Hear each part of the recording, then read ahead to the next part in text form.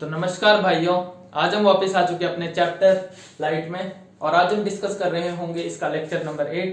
तो आज के लेक्चर के हमारे टॉपिक्स होने वाले हैं basics of refraction and its examples, ठीक है, study of refraction through a glass slab and then apparent position of the object. ठीक है, तो चलो शुरू करते हैं अपने पहले टॉपिक को। पहले में क्या है, पहले टॉपिक में रिफ्रैक्शन का मतलब क्या होता है या रिफ्रैक्शन की डेफिनेशन क्या होती है, हम पहले वो देखते हैं। Bending of light when it passes from one medium to another medium is called refraction. Light का बेंड हो जाना जब वो एक मीडियम से दूसरे मीडियम में पास करती है, इसी पर्टिकुलर फिनोमिना को ही हम रिफ्रैक्शन कहते हैं। ठीक है, तो इसे अगर हम एक बार को एग्जांपल से समझे तो जैसे मान लो ये मेरा एक कोई मीडियम है, ये मेरा एक ग्लास का मीडियम है, ठीक है, ग्लास मीडियम है और ये ऊपर पूरा एयर मीडियम है, एयर का, ठीक है। तो अगर मेरी लाइट रे एयर के मीडियम से ग्लास के मीडियम में एंट्री लेगी, ठीक है, अगर मेरी लाइट रे एयर मीडियम से ग्लास मीडियम में एंट्री ले रही होगी तो वो अपने ऐसे सीधे या स्ट्रेट पाथ में ट्रेवल नहीं करेगी। ये जो लाइट रे का यही सेम पाथ है या स्ट्रेट पाथ है, इसमें वो ट्रेवल नहीं करेगी, नहीं, वो हल्की सी बेंड हो रही होगी, या तो वो इस तरफ बेंड हो जाएगी या इस तरफ बेंड हो जाएगी। ठीक है, अब ये लाइट रे किस तरफ बेंड होगी, इस तरफ होगी या इस तरफ होगी, इसका पता हमें थोड़ी देर बाद चल रहा होगा, लेकिन अभी के लिए आप लोग इतना याद रखो कि लाइट रे जो होती है बेंड हो जाती है जब वो एक मीडियम से दूसरे मीडियम में आती है। ठीक है, और इसी पर्टिकुलर फिनोमिना को हम रिफ्रैक्शन कहते हैं। अच्छा, अब एक चीज और यहाँ पे याद रख लेना, एक और इंपॉर्टेंट पॉइंट है कि अगर लाइट रे जो है आपका जो लाइट रे है वो एक ही मीडियम में ट्रेवल करे जा रहा है, मान लो ये पूरा एयर का मीडियम है, ये जो मेरा पूरा बोर्ड है, ये एयर मीडियम है, ठीक है, और लाइट रे इसी मीडियम में ट्रेवल करने जा रही है। तो एक सिंगल मीडियम में ही ट्रेवल करते करते लाइट रे कभी भी इस प्रकार या इस प्रकार बेंड नहीं होगी अपने आप। ठीक है, लाइट रे इस तरफ या इस तरफ बेंड नहीं होगी, वो सेम पाथ में ट्रेवल करती रहेगी, यहां पे या यहां पे बेंड नहीं होगी। ठीक है ना, तो आपको यहां से एक पॉइंट ये पकड़ना है कि अगर लाइट रे एक मीडियम से दूसरे मीडियम में जाती है तभी वो रिफ्रैक्शन का फिनोमिना शो करती है, या तभी लाइट रे जो होती है बेंड होती है। ठीक है, अगर वो एक मीडियम से दूसरे मीडियम में जाती है, अगर लाइट रे एक ही मीडियम में ट्रेवल करे जा रही है तब उसके बेंड होने का कोई चांस नहीं है, तब वो इस प्रकार मतलब आड़ी तिरछी एकदम से बेंड नहीं हो जाएगी। ठीक है, वो सीधी ही चलती रहेगी अगर वो एक ही मीडियम में ट्रेवल कर रही है। ठीक है, तो ये चीज आप लोग नोट कर लेना। अच्छा, अब इससे रिलेटेड कुछ एग्जांपल्स देख लेते हैं। ठीक है, मान लो कि मैंने यहाँ पे एक बीकर लिया, इसमें मैंने पानी भर दिया और यहाँ पे मैंने एक सिक्का गिरा दिया। ठीक है, यहाँ पे मैंने एक सिक्का गिरा दिया जो कि इसके सरफेस पे पड़ा हुआ है, इस बीकर की सरफेस पे ये सिक्का पड़ा है। अब अगर हम इस सिक्के को ऊपर से देखते हैं यहां से, ठीक है, यहां हमारी जो है आईज होती हैं, हम यहां से अपने सिक्के को देखते हैं मान लो, तो जो ये सिक्का है ये हमें अपनी ओरिजिनल पोजीशन में नहीं दिखाई देगा, ये सिक्का हमें ऊपर उठा हुआ है, इस प्रकार इस पर्टिकुलर पोजीशन में दिखाई दे रहा होगा, इस पोजीशन में। ऐसा क्यों होता है? ऐसा रिफ्रैक्शन के कारण होता है। ठीक है, हमें ये सिक्का थोड़ा ऊपर दिख रहा होता है, अगर हम ऊपर से इस सिक्के को देखते हैं तो थोड़ा सा ऊपर शिफ्ट हुआ मिलता है। तो ये क्यों होता है? ये रिफ्रैक्शन के कारण ही होता है, ये पर्टिकुलर फिनोमिना रिफ्रैक्शन के कारण होता है। और इसके बारे में, इस पर्टिकुलर फिनोमिना के बारे में हम अच्छे से डिस्कस कर रहे होंगे जब हम इस पर्टिकुलर टॉपिक में आएंगे। ठीक है, लेकिन तब तक के लिए आप एक चीज और नोट कर सकते हो कि जो ये अपेरेंट पोजीशन है, अपेरेंट पोजीशन वो पोजीशन होती है सिक्के की जो हमें दिखाई पड़ रही है असली में। ठीक है, जो हमें दिखाई पड़ती है, सिक्का है तो असली में यहां पे, तो ये सिक्के की क्या हो गई? रियल पोजीशन, लेकिन सिक्का हमें दिखाई पड़ रहा है कहां? थोड़ी सी ऊंचाई पे, हल्का सा शिफ्टेड दिखाई पड़ रहा है सिक्का, तो ये सिक्के की क्या होगी? अपेरेंट पोजीशन होगी। ठीक है, तो बस सिंपल सी बात थी कि सिक्के की रियल पोजीशन ये है और अपेरेंट पोजीशन ये है, और इसी चीज की बात हम इस पर्टिकुलर टॉपिक में कर रहे होंगे थोड़ी देर बाद। ठीक है, ये हो गया पहला डेली लाइफ एग्जांपल। अच्छा, अब दूसरा एग्जांपल क्या हो सकता है कि मान लो मैंने दोबारा एक बीकर लिया और इस बीकर में मैंने एक लकड़ी रखी ऐसे, सॉरी मैंने एक लकड़ी रखी, तो एक नॉर्मल आदमी या मेरे जैसा आदमी क्या सोचेगा कि ये लकड़ी बिल्कुल सीधी ऐसी जानी चाहिए, ठीक है। मान लो अगर हम इस बीकर को देखते हैं बाहर से, ये बीकर ऐसे रख दी, ठीक है, ये बीकर ऐसे रखी हुई है, इसमें पानी भर दिया और मैंने लकड़ी ऐसे डाल दी, तो मेरे जैसा या आप जैसा कोई नॉर्मल आदमी होगा वो सोचेगा कि जो ये लकड़ी है वो बिल्कुल ऐसे सीधी जानी चाहिए, अगर हम इसे बाहर से देखेंगे, यहां खड़े होकर इस बीकर को देखेंगे तो। लेकिन ऐसा होता नहीं है, ये जो लकड़ी है ना हल्की सी शिफ्टेड नजर आती है, इस तरफ हल्की सी शिफ्टेड नजर आती है। ये फिनोमिना भी क्यों होता है? रिफ्रैक्शन के कारण ही होता है ये फिनोमिना भी, ठीक है। तो मैंने आपको 2 डेली लाइफ एग्जांपल्स दे दिए जहां पे आप रिफ्रैक्शन के फिनोमिना को देख सकते हैं, ठीक है। ये आप अपने घर पे भी ट्राई कर सकते हैं, दोनों फिनोमिनास को या दोनों एक्सपेरिमेंट्स को, ठीक है। अच्छा, अब यहाँ पे एक चीज और नोट कर लो कि एक ऐसा सरफेस जो 2 मीडियम्स को सेपरेट करता है उसे मैं इंटरफेस कहता हूं। तो इस पर्टिकुलर केस में जो मेरा इंटरफेस है वो पानी की जो ऊपर वाली परत है ना, पानी की जो ऊपर वाली लेयर है उसे मैं इंटरफेस कहूंगा। क्यों कहूंगा इंटरफेस? क्योंकि जो ऊपर वाली परत है वो सेपरेट कर रही है एयर के मीडियम को और पानी के मीडियम को, ठीक है। ये जो इंटरफेस है ये सेपरेट कर रही है एयर के मीडियम को और पानी के मीडियम को, इसलिए ये मेरी इंटरफेस होगी, ठीक है।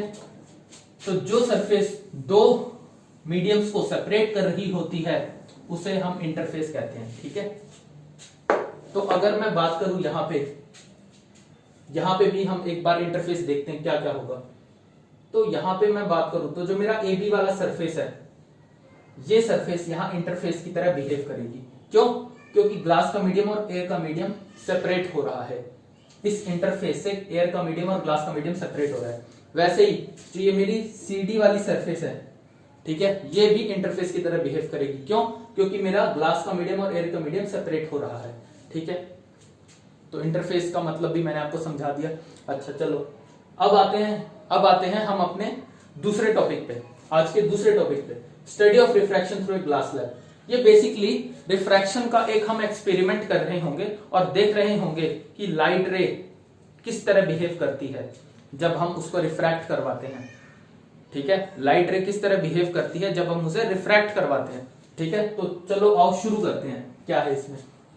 मान लो मैंने एक लाइट रे ली EF, ठीक है, उसको मैंने इंसिडेंट करवाया ऊपर वाले सरफेस के किसी पॉइंट पे, ठीक है, और उस पॉइंट को मैंने नाम क्या दिया O, ठीक है, और उस पॉइंट को मैंने नाम दिया O। तो जो मेरी ये EF लाइट रे है ये आके इंसिडेंट हुई इस O पॉइंट पे। अब मैंने इसी O पॉइंट पे एक नॉर्मल बना दिया। नॉर्मल क्या है मेरा? NN', ठीक है, नॉर्मल है मेरा NN'।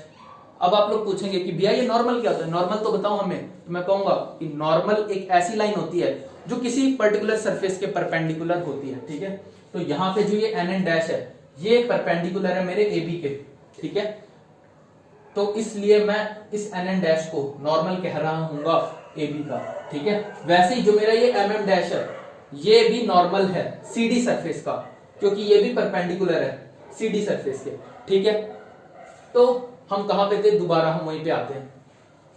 EF नाम की एक लाइट रे आई, इंसिडेंट हुई O पॉइंट पे, ठीक है, और O पॉइंट पे ही मैंने एक नॉर्मल बनाया, ठीक है, O पॉइंट पे मैंने एक नॉर्मल बनाया।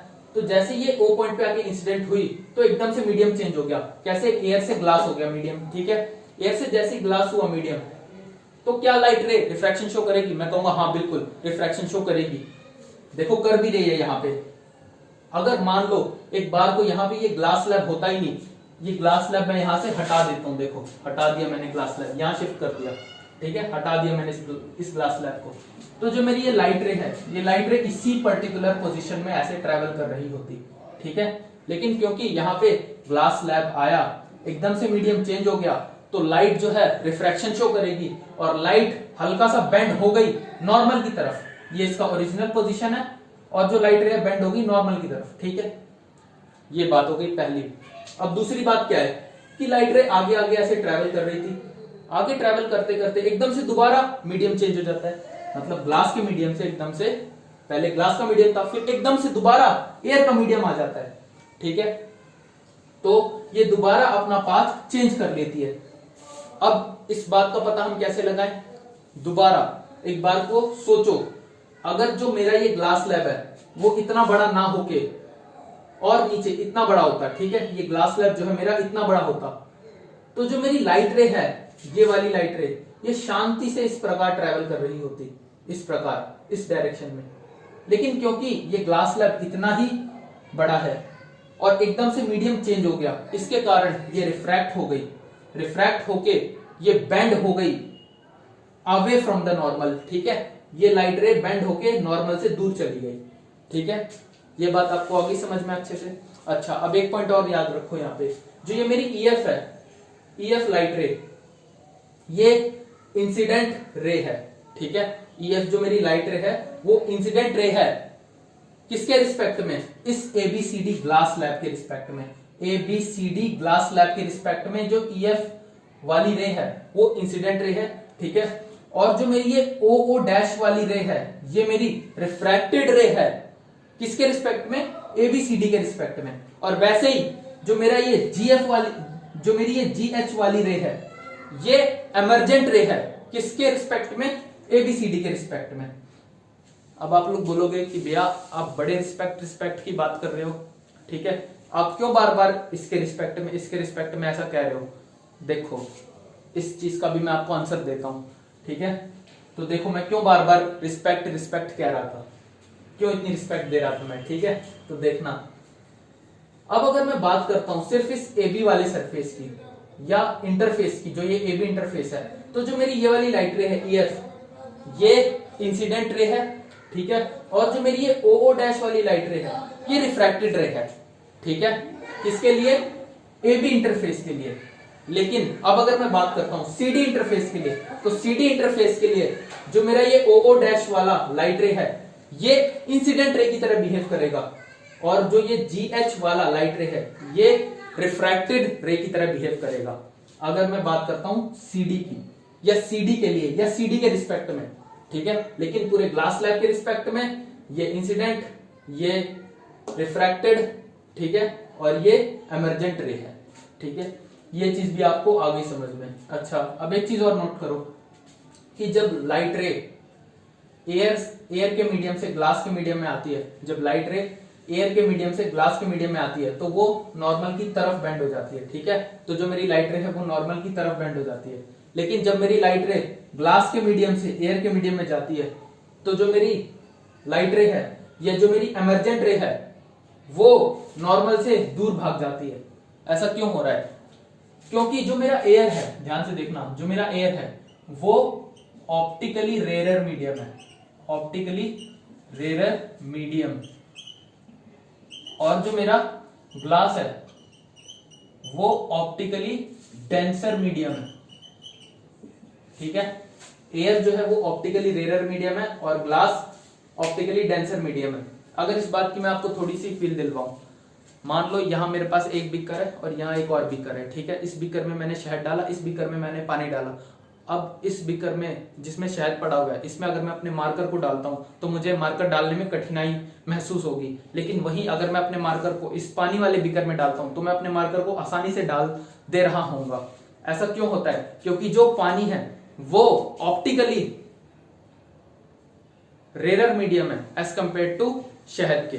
वैसे ही कुछ आप यहां इमेजिन कर सकते हैं, क्योंकि जो मेरा एयर है वो ऑप्टिकली रेरर मीडियम है, इसलिए लाइट रे को एयर में ट्रेवल करने में आसान रहेगा, ठीक है। लाइट रे आसानी से ट्रेवल कर ले जाएगी एयर मीडियम में, ठीक है। लेकिन वही अगर मैं बात करता हूं ग्लास के मीडियम में, तो ग्लास के मीडियम में लाइट रे को ट्रेवल करने में थोड़ी सी कठिनाई महसूस होगी, क्योंकि ये ऑप्टिकली डेंसर मीडियम है, ठीक है, क्योंकि ये ऑप्टिकली डेंसर मीडियम है। यहां एक चीज और आप लोग नोट कर लेना कि मैं यहां रेरर या डेंसर मीडियम नहीं कह रहा, मैं यहां कह रहा हूं ऑप्टिकली डेंसर और ऑप्टिकली रेरर मीडियम, ठीक है। ऑप्टिकली ये वर्ड यहां लगाना इंपॉर्टेंट है, ठीक है। अगर एग्जाम्स में आपको रेरर और डेंसर मीडियम डायरेक्टली लिखा आ जाता है तो आप उसे एज्यूम करेंगे कि वो ऑप्टिकली रेरर मीडियम है और ऑप्टिकली डेंसर मीडियम है, ठीक है। अगर वो लोग एग्जाम में डायरेक्टली रेरर मीडियम और डेंसर मीडियम भी लिख देते हैं तो आप लोग उसे एज्यूम करेंगे कि वो ऑप्टिकली रेरर मीडियम है और ऑप्टिकली डेंसर मीडियम है, ठीक है। अब आप लोग सोच रहे होंगे कि भैया आप हमें पहले ये बताओ कि ऑप्टिकली डेंसर मीडियम और डेंसर मीडियम में डिफरेंस क्या होता है। तो मैं कहूंगा ये डिफरेंस आपको 2-3 लेक्चर बाद आपको अच्छे से मैं एक्सप्लेन करूंगा, ठीक है। अभी के लिए बस आप लोग इतना याद रखो कि जो ये मीडियम है वो ऑप्टिकली रेयर मीडियम है और ऑप्टिकली डेंसर मीडियम है, ठीक है। चलो और आगे की बात करते हैं। तो मैंने जैसे आपको बताया कि शहद में मुझे मार्कर डालने में थोड़ी कठिनाई महसूस होगी, पर पानी में मैं अपना मार्कर बहुत आसानी से डाल ले जाऊंगा। वैसा ही कुछ लाइट के साथ होता है। लाइट को कोई दिक्कत नहीं है, या लाइट रे को कोई दिक्कत नहीं है एयर में ट्रेवल करने में, वो आसानी से ट्रेवल कर लेगी। लेकिन वही अगर मैं बात करता हूँ ग्लास की, तो ग्लास में ट्रेवल करती है जब एयर, तो उसे थोड़ी सी कठिनाई महसूस होती है, क्योंकि ये ऑप्टिकली डेंसर मीडियम है, एयर ऑप्टिकली रेयर मीडियम है। तो यहां पे आप लोग एक रूल याद कर सकते हो कि जब भी मेरी light ray optically rare medium से ऑप्टिकली डेंसर मीडियम में आती है तो वो नॉर्मल की तरफ बेंड हो जाती है, ठीक है।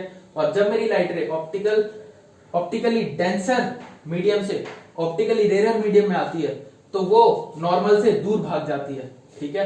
ये आप लोग एक और पॉइंट याद कर सकते हैं, इंपॉर्टेंट पॉइंट है, आपसे 1 नंबर का क्वेश्चन भी पूछा जा सकता है, ठीक है। और बाकी आप लोग यहाँ एक चीज और नोट कर लो, ये R1 वाला जो एंगल है और जो ये I2 है, ये दोनों आपस में बराबर होंगे। क्यों बराबर होंगे? क्योंकि जो मेरा ये NN डैश है और ये MM डैश है, ये दोनों नॉर्मल्स एक दूसरे के पैरेलल हैं। ये दोनों क्योंकि एक दूसरे के पैरेलल हैं, तो जो R1 और I2 एंगल है ये अल्टरनेट इंटीरियर एंगल्स होंगे, इस कारण ये दोनों एंगल्स आपस में बराबर होंगे, ठीक है। अच्छा, अब एक और इंपॉर्टेंट पॉइंट आप लोग नोट करना, ये शायद एनसीईआरटी में नहीं दी हुई है, लेकिन अगर हम इसी पर्टिकुलर एक्सपेरिमेंट का और डेप्थ में एनालिसिस करते हैं, इसी एक्सपेरिमेंट को और डेप्थ में अच्छे से जाके स्टडी करते हैं, जो कि आप करोगे 12th क्लास में, तो हमें यह पता लगता है कि जो ये I1 है और जो ये R2 है ये भी आपस में बराबर है। I1 और R2 ये भी आपस में बराबर होते हैं, ठीक है। ऐसा क्यों होता है इस बात का पता आपको 12th में लग रहा होगा, ठीक है। 10th में शायद ये नहीं दे रखा, और अगर दे रखा है तो मैंने आपको बता ही दिया है। और अगर आपको इसको थोड़ा सा अंडरस्टैंड करना है या थोड़ा सा याद रखने का तरीका जानना है, तो अंडरस्टैंडिंग का तरीका क्या हो सकता है कि यहां ध्यान से देखो कि लाइट रे पहले भी एयर के मीडियम में ही चल रही थी और बाद में भी एयर के मीडियम में ही आ गई, ठीक है। पहले भी एयर के मीडियम में थी, बाद में भी एयर के मीडियम में आ गई, तो इस कारण से जो मेरा I1 है और R2 है ये दोनों आपस में बराबर होंगे, ठीक है।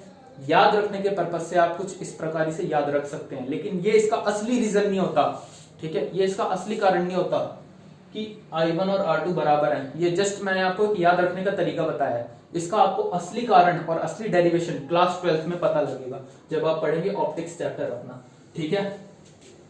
तो जो ये I1 और R2 है ये बराबर होते हैं आपस में, ठीक है।